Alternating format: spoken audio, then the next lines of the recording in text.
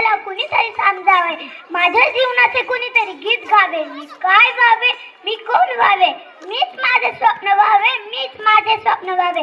सर्वांना माझा नमस्कार. माझे नाव आराध्या योगेश जाधव. मी इयत्ता 4थी अ मध्ये शिकते. माझ्या शाळेचे नाव जिल्हा परिषद प्राथमिक शाळा पिंपरी सय्यद क्रमांक 1.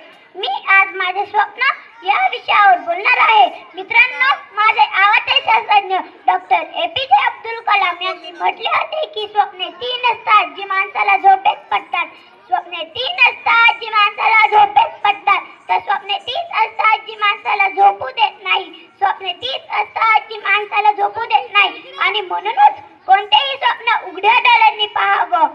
स्वप्न म्हणजे आपल्या प्रत्येकाच्या आयुष्याकडे पाहण्याचा दृष्टिकोन. इच्छा, आकांक्षा आणि ध्येयाची वाट असतात स्वप्न. स्वप्न तर माझ्या राजानं, स्वप्न तर माझ्या राजानं म्हणजे छत्रपती शिवाजी महाराज यांनी सुद्धा बघितलं होतं स्वराज्य स्थापन करण्याचं. मलाही स्वप्ने पडतात. कल्पनेपेक्षा वास्तवाच्या ध्येयाचा मार्ग असतात माझी स्वप्ने. मला कधी सचिन तेंडुलकर प्रमाणे मैदान गाजवावेसे वाटते, तर कधी लता दीदींसारखे गोड गळ्याने गावेसे वाटते. हातात शस्त्र घेऊन देशाच्या रक्षणासाठी सैनिक व्हावेसे वाटते, तर कधी ज्ञान आणि संस्कारांचा फूल होऊन शिक्षकाच्या पवित्र कार्याला सज्ज व्हावेसे वाटते. वाटते मज पंख लावणी आभाळात उंच उंच जावे. वाटते मज पंख लावणी आभाळात उंच उंच जावे. उंचीवरच्या अद्भुत जगातून खाली डोकावून पाहावे.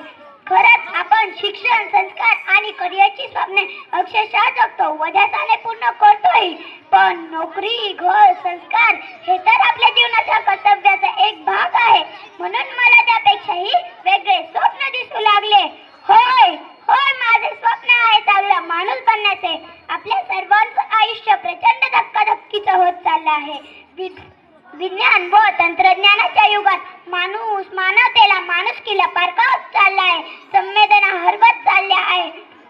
प्रचंड गतिमान आयुष्यात न्याय, नीती पायंदळी तुडविल्या जात असताना मला माझे चांगला माणूस बनण्याचे स्वप्नही खरतरच वाटत आहे. मित्रांनो, अपयश म्हणजे पराभव नाही, तर अपयश म्हणजे शिकवण आहे. जे अपयशातून शिकतात तेच पुढे जाऊन यशस्वी होतात. जर थॉमस एडिसन अपयशांना घाबरला असता तर आज आपल्याला दिवा मिळाला नसता. जर छत्रपती